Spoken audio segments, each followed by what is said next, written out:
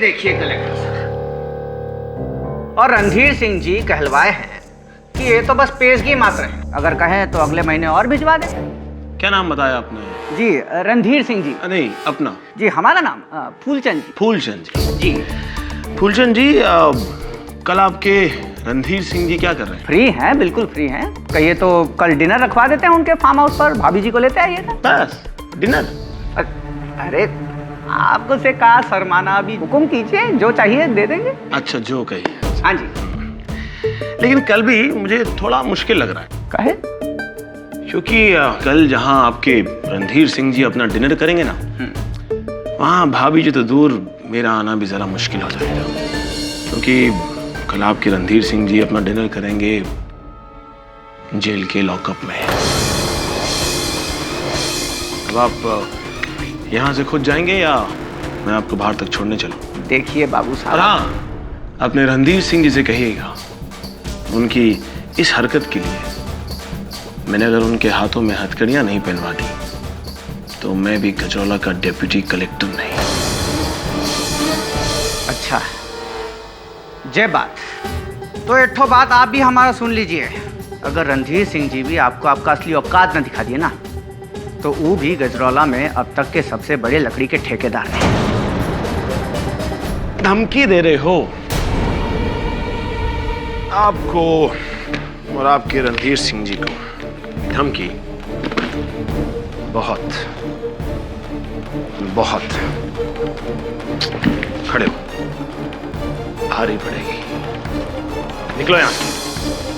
देख रहे, बता दे हम तुमको। कन्या, वो चाय रहने देना, हमारे मेहमान थोड़ा जल्दी में थे।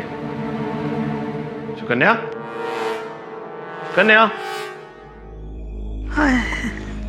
अरे माँ, आपने सुकन्या को देखा है क्या कहीं? अरे गई होगी कहीं, आज तक मुझे कभी बताया उसने?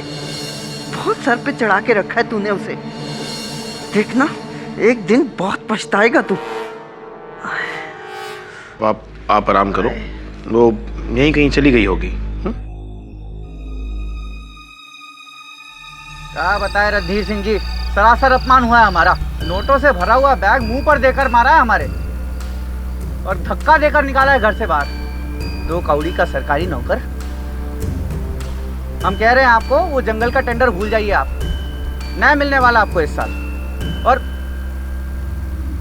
हेलो हेलो, काट दिए। कुछ कसूर ना है, फिर भी हमें पीछे बस।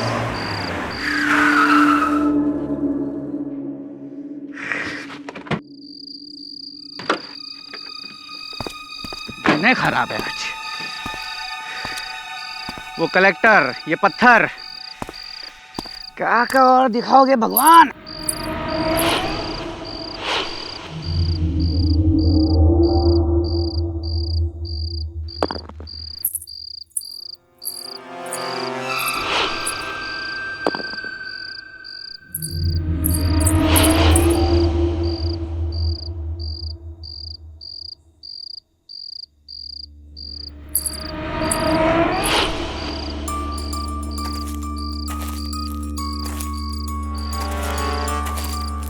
अरे कौन है? अरे क्या खुफियापंती कर रहे हो? अरे कौन है, कोई बताएगा?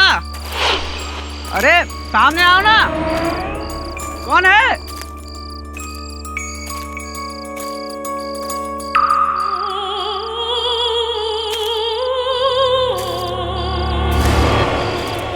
अरे कौन है?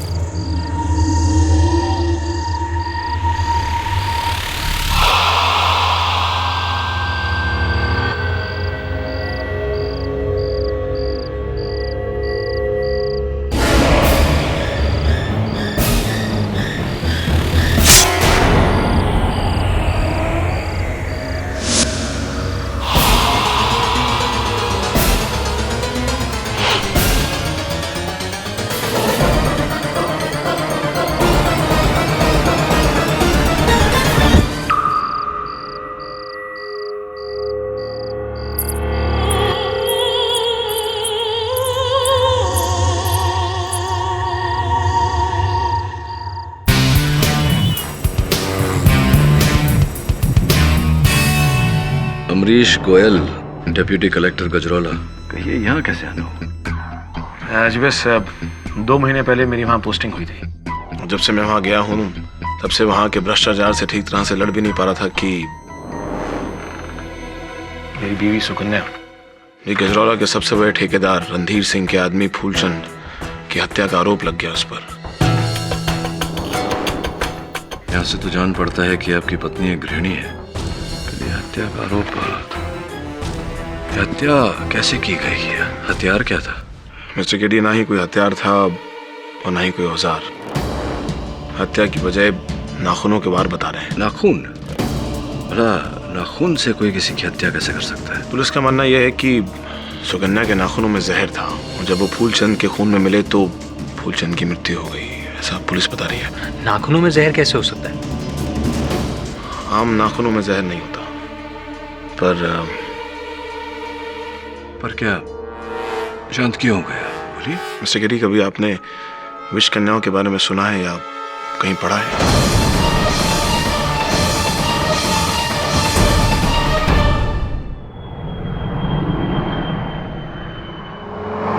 विष कन्याओं के बारे में एक बहुत पुरातन कहानी है। कहा जाता है कि मौर्य राज्य में कन्याओं को बाल अवस्था से ही विष पिलाकर बड़ा किया जाता था ताकि वो छू कर ही शत्रु की हत्या कर सके। You mean female assassin? हाँ, ऐसा कह सकता है तू। राजा लोग अपने दरबार में उन्हें रखते थे और वो महिलाएं अपनी सुंदरता से शत्रु को मंत्र मुग्ध करके उनकी हत्या करती थी। पर सर, ये मुद्दा आज के ज़माने में फिर से क्यों उठता है? एक IAS ऑफिसर की पत्नी को विषकन्या कहना गवारपन ही नहीं, बेवकूफ़ी है। सुकन्या नाम तो बहुत साधारण सा है। इस साधारण नाम और कहानी के पीछे वास्तविकता क्या है, ये तो गजरौला पहुंच कर ही पता चलेगा।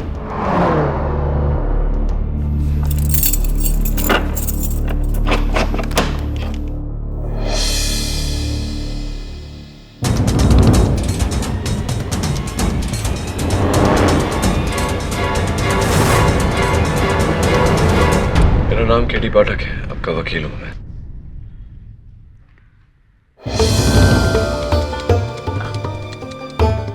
केडी साहब, आप मुझे यहाँ से बचा तो लेंगे ना? ये सब लोग मुझ पर बहुत अजीब सा इल्ज़ाम लगा रहे हैं। ये कह रहे हैं कि मैं एक विष कन्या हूँ। विष कन्या? इसकी चिंता आप मत करिए, अदालत इन बातों में नहीं मानता, विशेष रूप से जब इन बातों का कोई आधार न हो, कोई सबूत न हो। ये बताइए कि हत्या की रात आप कहाँ गई थी? आपके पति का कहना है आप घर पर नहीं थी। जी, वो हमारे घर के पीछे जो जंगल का रास्ता है, मैं वहीं गई थी तुलसी के पत्ते लाने के लिए।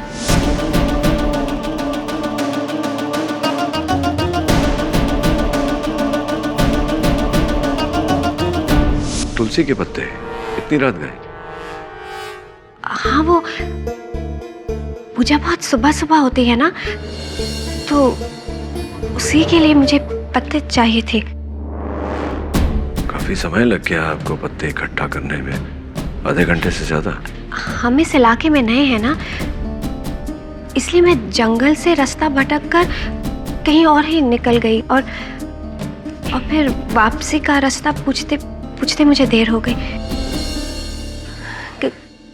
कहीं आपको तो मुझ पर शक नहीं है ना? मैं सिर्फ सत्य जानने आया था आपसे, बाकी देखते हैं अदालत में क्या होता है।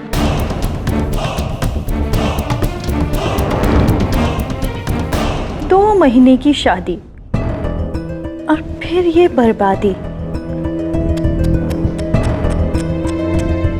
सुनकर बहुत अफसोस हुआ। विष कन्या।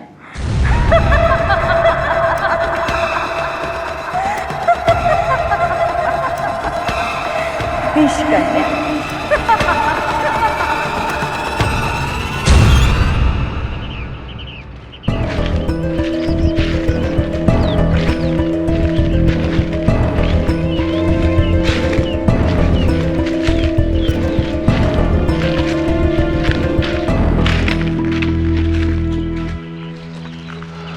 तो हवलदार साहब, यही वो जगह है जहाँ फूलचंद की लाश मिली।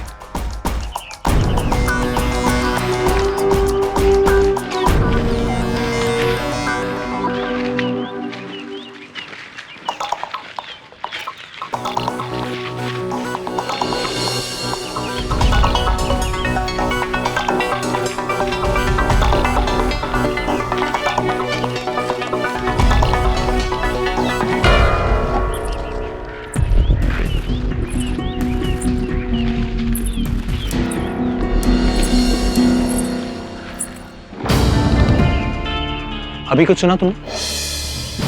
खनकने की आवाज।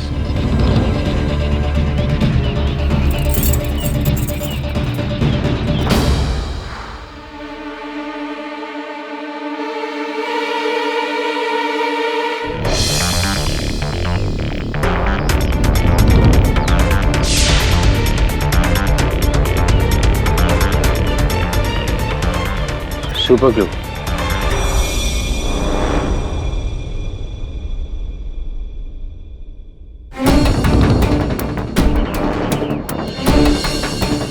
प्रिया थिएटर। यहाँ प्रिया थिएटर है क्या? जिस दिन फूलचंद की मौत हुई उसी शाम का टिकट है। कोई ये फिल्म देखकर यहाँ से गुजरा था। प्रिया थिएटर पास में ही है क्या? हवलदार साहब बोलते बहुत हैं।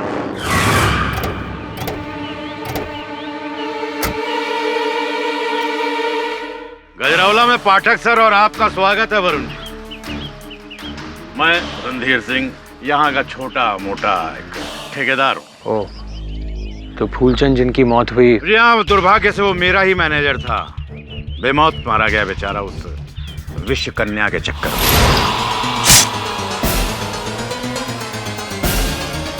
ये विश्व कन्या वाली बात समझ में नहीं आई। कल जब अदालत में प्रोसिक्यूशन की दलीलें होंगी तब समझ लीजिएगा। फिलहाल तो मैं आपको ये बता देना चाहता हूँ कि वो लड़की तो केवल हथियार है, असली हत्यारा तो उसका पति है, जिसने मेरे आदमी के पीछे भेजा था अपनी पत्नी को उसे मारने के लिए। आपका वो डिप्टी कलेक्टर अमरीश गोयल।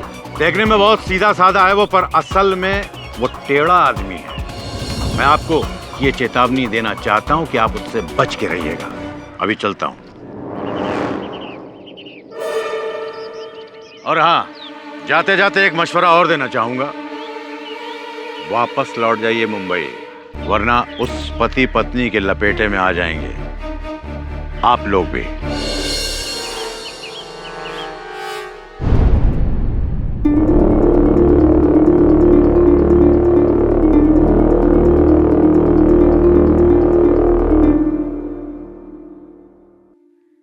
जिस दिन तू सुकन्या को ब्याह कर इस घर में लाया था, मैं उसी दिन समझ गई थी कि इस लड़की के कदम बहुत मनहूस हैं।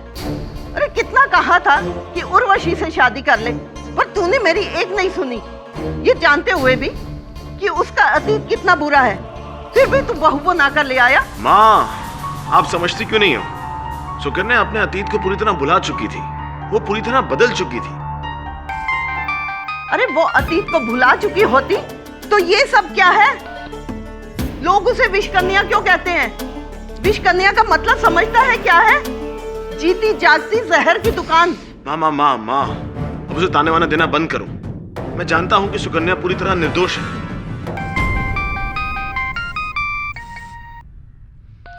मैं तुम्हें थोड़ी देर में फोन करता हूँ। ओके।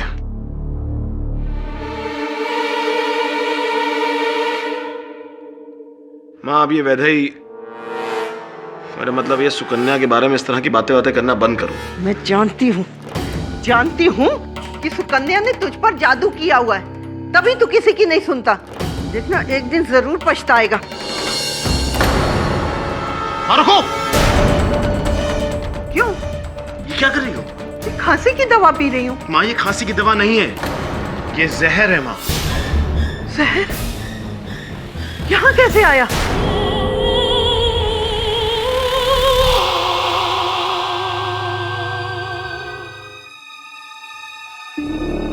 सुकन्या। प्रकाश, तुम? सुकन्या, ये सब क्या हो गया? तुमने ये सब? चिंता मत करो, सब ठीक हो जाएगा। मैं आ गया हूं ना। मैं हूं तुम्हारे साथ, ठीक है?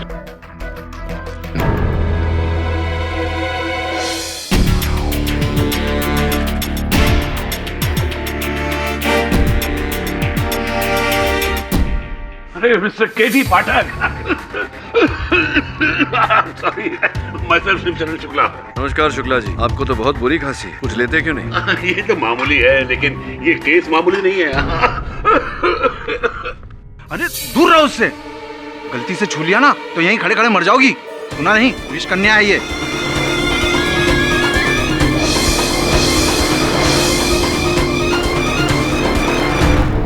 माय लॉर्ड, मैं सॉरी,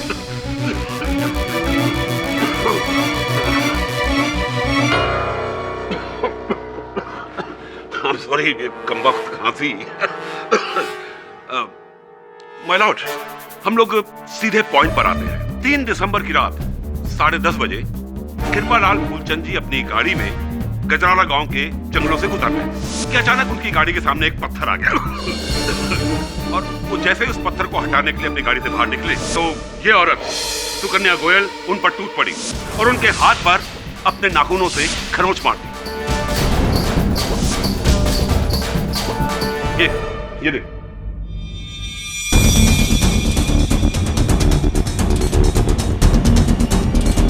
माय लॉर्ड, उसके 10 सेकंड बाद ही मिस्टर फूलचंद गिरकर ढेर हो गए और मौत का कारण उनके शरीर में भारी मात्रा में जहर का पाया जाता। और जहर भी कौन सा? डेंड्रोटॉक्सिन, जो अक्सर बिच्छू और सांप में पाया जाता है। ये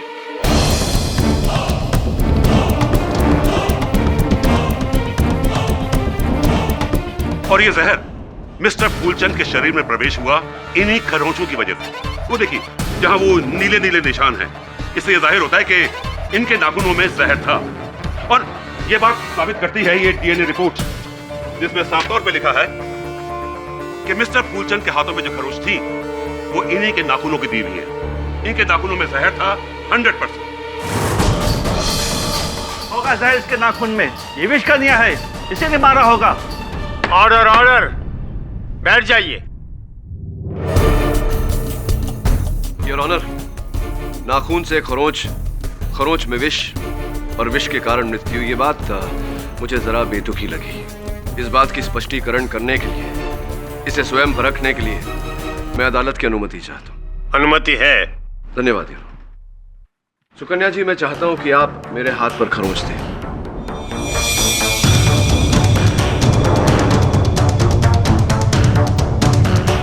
मिस्टर पाठक, क्या कर रहे हो ये? मिस्टर पाठक, आप समझ रहे ना आप क्या करने वाले? पूरी तरह से समझ रहा हूँ शुक्ला जी, और प्रतिपक्ष हूँ, इतना तो विश्वास मुझे अपने मुवक्किल पर होगा ही। योर ऑनर, आप चिंता न करें, चिंता मत करिए, ये करना आवश्यक है। खरोंच दीजिए।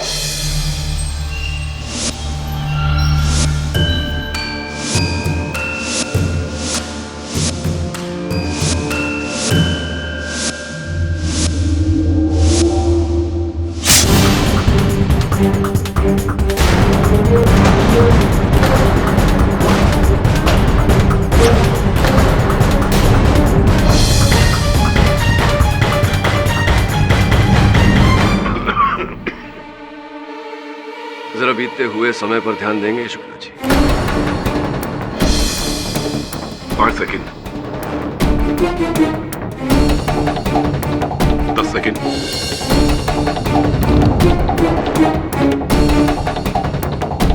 15, 20, 25, 30, 25, 30।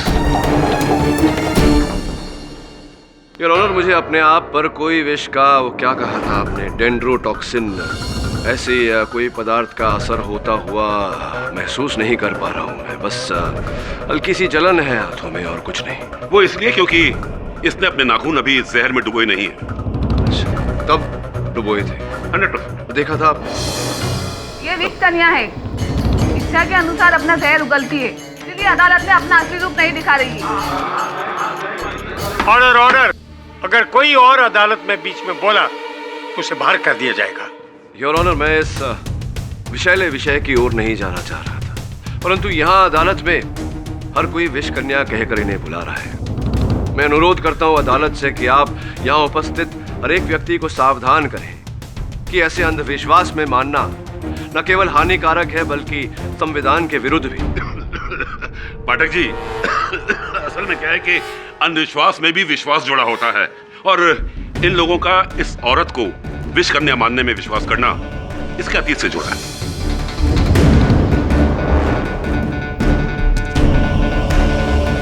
अतीत से आपका अर्थ? ये एक लंबी कहानी है और इसे वही सुना सकता है जिसने इसे करीब से देखा हो। इसीलिए मैं इनके मामा जी को बुलाना चाहता हूँ, श्री बटुकनाथ जी। सुकन्या 6 साल की रही होगी जब इसके माता पिता एक दुर्घटना के शिकार हो गए। तब से मैंने ही इसे पाल पोस के बड़ा किया है, यहाँ से 20 कोस दूर चिरोला गांव में। चिरोला जो सांप और बिच्छू के लिए मशहूर है? हाँ साहब, घना जंगल है वहाँ, आए दिन सांप और बिच्छू के काटने के किस्से। फिर हम सभी गांव वालों ने सांप और बिच्छू के जहर से एक घूंटी बनाई जो अपने बच्चों को दिया करते थे, ताकि उनपे किसी भी सांप और बिच्छू का काटने का कोई असर ना हो। हमने बचपन से ही सुकन्या को घूंटी पिलाई, और फिर साहब वही जहर जो दवा के रूप में सुकन्या को दिया जा रहा था, धीरे धीरे उसका शरीर उस जहर का आदी बन गया।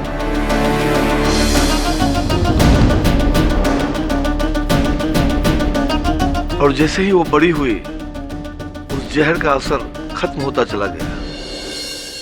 मुझे याद है एक दिन जब वो कॉलेज से लौट रही थी तो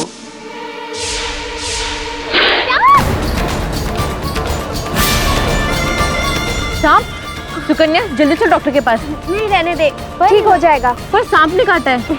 मैंने कहा ना, कुछ नहीं होगा। इस जहर का मुझ पर कोई असर नहीं होता, ठीक हो जाएगा। चल। फिर साहब 2 दिन में उसका घाव भर गया। फिर आज तक सुकन्या को कोई भी जहर का असर कभी नहीं हुआ।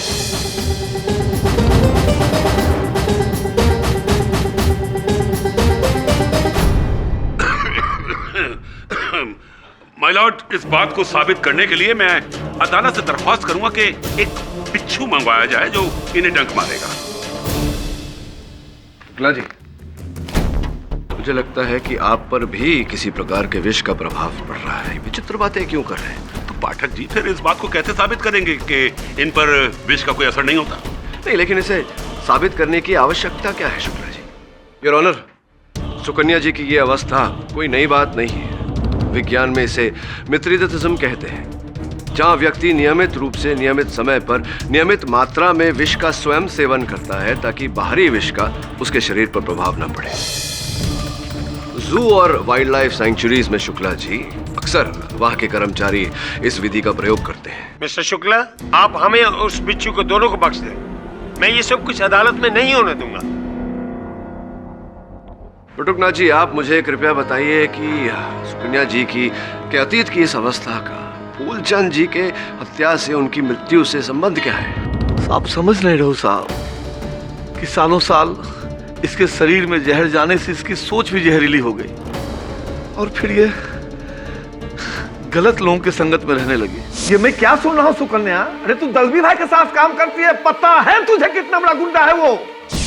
ओहो मामा जी, आप तो बेकार में ही परेशान हो रहे हैं। मैं उनके यहाँ सब हिसाब किताब ही तो देखती हूँ, और इसके लिए मुझे पैसे भी तो अच्छे मिल जाते हैं, और फिर उनके वहाँ काम करने से मुझे कोई परेशान भी नहीं करता। पागल हो गई है तू। तुझे पता है कि वो पैसे के लिए दूसरे की जान भी लेता है, और तू उसके साथ काम करेगी? मामा जी आप भी ना। 2 सालों तक सुकन्या दलवी के गिरोह के संगत में रही और उसके इशारे पे चलने लगी।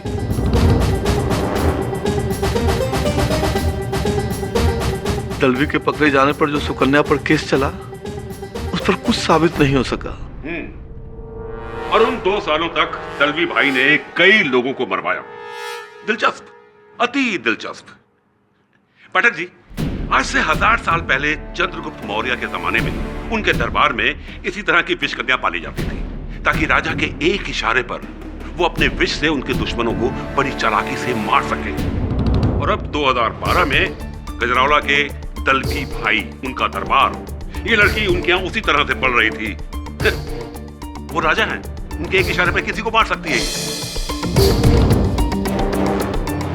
युग नया है पर तरीका वही पुराना, दुश्मन की मौत। ये क्या कह रहे हैं आप? सुकन्या ऐसी नहीं है। ऑर्डर ऑर्डर, मैं सख्त हिदायत देता हूँ कि आप। जज साहब, मैं कुछ कहना चाहता हूँ। इजाजत है। जज साहब, मैं और सुकन्या बचपन के दोस्त हैं। हम साथ पढ़े, साथ बड़े हुए, और मामा जी ने सुकन्या के बारे में जो कुछ भी कहा वो सब एकदम सच है। सुकन्या पर विष का प्रभाव नहीं होता है और ये किसी गलत संगत में पड़ गई थी। लेकिन फिर जज साहब, इसकी जिंदगी में अमरीश आया और अमरीश के प्यार ने सुकन्या की जिंदगी बदल दी। जी जज साहब, प्रकाश बिल्कुल सही कह रहा है। अमरीश से मिलने के बाद मैंने बुराई का रास्ता छोड़ दिया था और खुद को पूरी तरह बदल लिया। और फिर उसके बाद मैंने इनसे शादी कर ली। आप पूछ सकते हैं मेरे पति से, क्या शादी के बाद मैंने इन्हें शिकायत का कभी भी कोई भी मौका दिया हो? जज साहब, मैं अपनी बीवी सुकन्या का साथ मरते दम तक नहीं छोड़ूंगा, क्योंकि मुझे मेरी बीवी सुकन्या पर पूरा भरोसा है। वो किसी का खून नहीं कर सकती। ये लव स्टोरी नहीं है, ये मर्डर स्टोरी है। वैसे इस मर्डर का कारण शायद लव ही है, क्योंकि तुम्हारी पत्नी ने एक ऐसे आदमी को मारा है जिसने तुम्हें धमकी दी थी, और इनके नाखूनों के निशान उसके शरीर पर। शुक्ला जी, आपके नाखून इस समय कहाँ है? मेरे हाथों में। आपके हाथों में तो सुकन्या जी के नाखून भी उन्हीं के हाथों में होंगे जहाँ रहते हैं। ऐसा तो हो नहीं सकता कि सुकन्या जी कहीं हो और उनके नाखून कहीं और। मतलब ये कि जब फूलचंद जी की मृत्यु हुई उस समय सुकन्या जी वहाँ थी ही नहीं। शुक्ला जी, वहाँ से 6 किलोमीटर दूर गजरौला बाग रोड पर ये थी।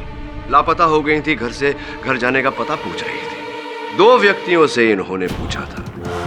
सर्वप्रथम योर ऑनर, मानिक राम, जिनकी गजरौला बाग रोड पर पीसीओ की दुकान है, सुकन्या जी स्वयं वहां जाकर उनसे पता पूछ रही थी। 3 दिसंबर की रात 10:30 बजे सुकन्या जी को हमने गजरौला बाग रोड पर देखा था। हमारी पीसीओ की दुकान पर आई थी और वहां से अपने घर का पता पूछ रही थी।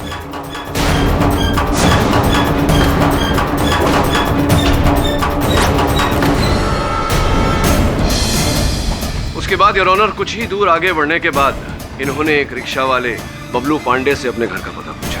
हाँ साहब, चौराहे पे मिली थी ये उस रात हमें। तब हम अपने ऑटो में सो रहे थे। भाई साहब, ये फुले रोड कितनी दूर है? पास ही में है, 2 मिनट की दूरी पर। आप कहे तो छोड़ दो रिक्शा में, मीटर से दे देना। नहीं नहीं, मैं चली जाऊंगी, धन्यवाद। जिस वक्त हमने उसे रास्ता दिखाया था उस वक्त तब तकरीबन रात के 10:40 हो रहे थे। धन्यवाद बबलू जी। योर ऑनर, मानिक राम और बबलू पांडे के कथन से यह स्पष्ट होता है कि जिस समय फूलचंद जी की हत्या हुई, सुकन्या जी वहां थी नहीं, गजरौला बाग रोड पर थी, वहां से 6 किलोमीटर दूरी। तो फिर इनके नाखूनों के निशान फूलचंद के शरीर पर कैसे पाए गए? सॉरी, ये डीएनए रिपोर्ट है मिस्टर पाठक, कोई मजाक नहीं है। शुक्ला जी, अगर आपके सबूत में दम है तो मेरे साक्ष्यों को भी नकारा नहीं जा सकता। हाँ, लेकिन एक लड़की एक समय पर 2 जगह कैसे हो सकती है? उचित प्रश्न है और इस प्रश्न का उत्तर ढूंढा जाएगा। किंतु योर ऑनर, जब तक इस प्रश्न का उत्तर ढूंढा जा रहा है, मैं अदालत से निवेदन करता हूं कि मेरे मुवक्किल को हिरासत में ना रखते हुए जामीन पर छोड़ा जाए। माना कि पुलिस के पास मिसेस सुकन्या गोयल के खिलाफ काफी गहरे सबूत हैं, मगर केडी पाठक के दोनों गवाहों की बातों को भी नजरअंदाज नहीं किया जा सकता।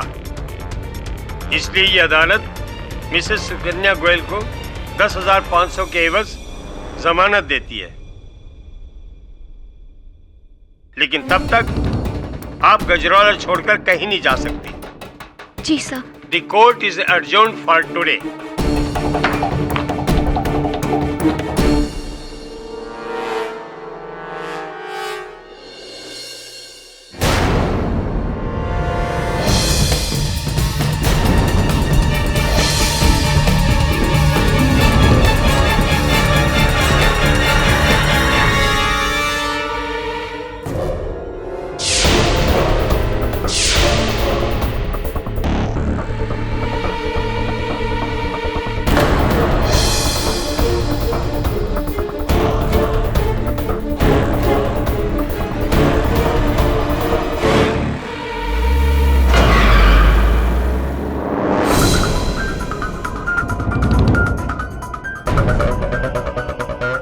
नमस्कार पाठक जी।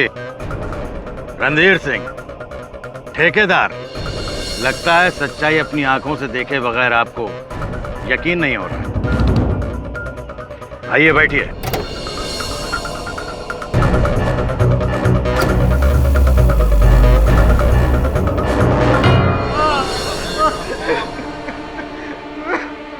बता।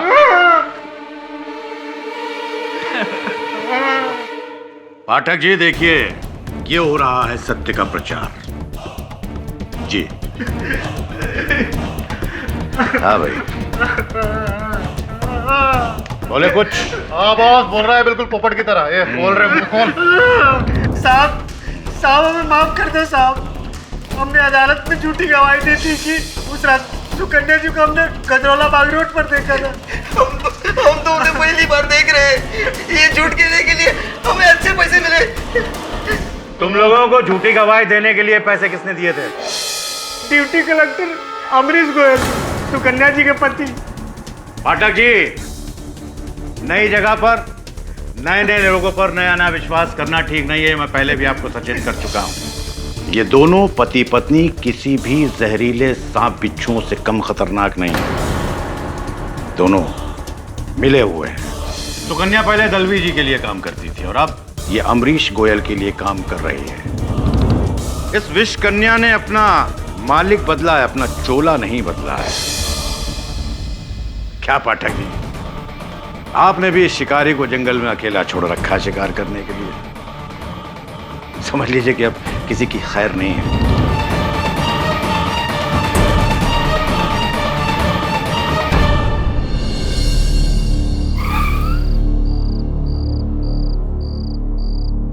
तुम जाओ।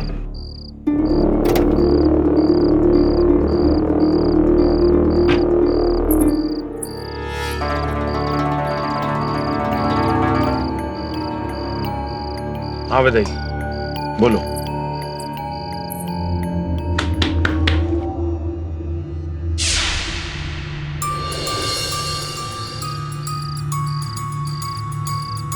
सुकन्या, बेटा तू इतनी रात को? क्या मैं अंदर आ सकती हूँ मामा जी? सर इतना बड़ा धोखा। अगर उसे नकली गवाही खरीदनी थी तो फिर उसने आपको क्यों बुलाया? किसी भी वकील को रख लेता। रणधीर सिंह सही है सर। ये अमरीश जितना जमीन के बाहर है उतना ही जमीन के अंदर। शायद तू ठीक कह रहा है, लेकिन यही बात मैं अमरीश के मुंह से सुनना चाहता हूँ।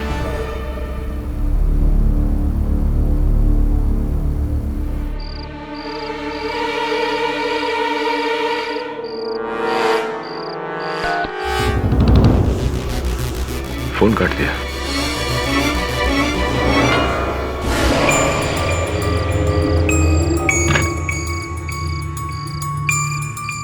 काम हुआ?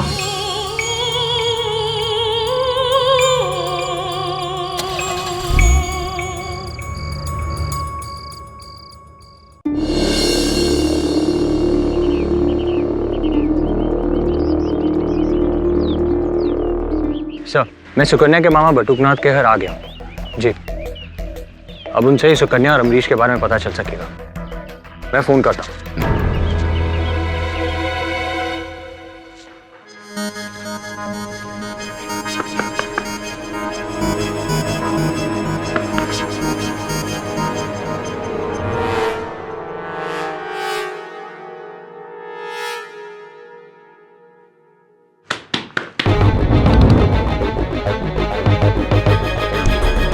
बटुकनाथ जी,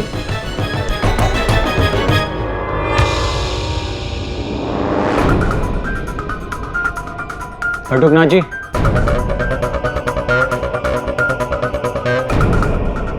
बटुकनाथ जी,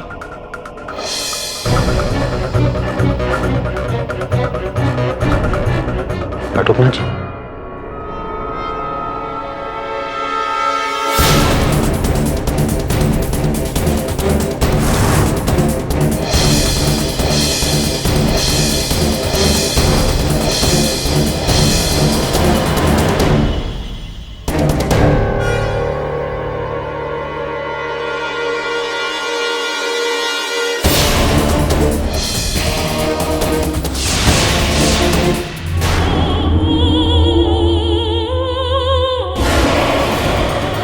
और भी दिलचस्प कहानी देखने के लिए हमारे चैनल को सब्सक्राइब करें और बेल आइकॉन दबाना न भूलें।